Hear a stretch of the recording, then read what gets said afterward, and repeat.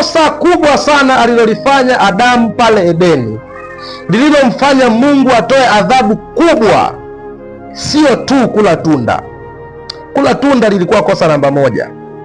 Kosa namba mbili lilikuwa hapa: Mungu anapomtafuta Adamu, kwanza amejificha, anaukimbia uso wa Mungu, hahitaji kuonana na Mungu, amejificha.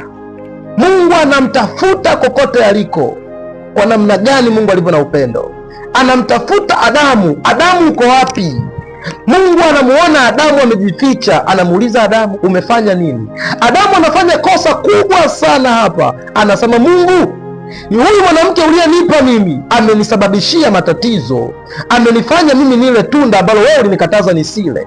Anaanza kutoa lawama, anaanza kumlaumu Mungu, anaanza kumwangushia Mungu makosa, kana kwamba Mungu alikosea kumpa mwanamke huyu. Adamu alikosea sana hapa. Na hapa hata wewe upate funzo.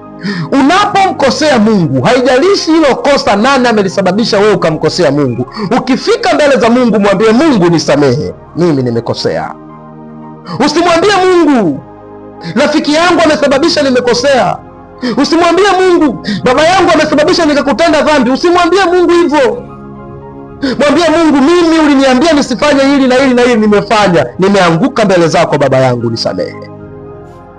Adamu angesema, baba yangu, nimekosea mbele zako, nimekula tunda uliloniambia nisile, naanguka mbele zako Mungu, ninaomba nirehemu, ninaomba nisamehe, ninaomba toba, Mungu wangu nirehemu, nisamehe, mimi ni mwenye dhambi. Huenda Mungu angemsamehe, na hata kama Mungu angetoa adhabu isingekuwa kama ile.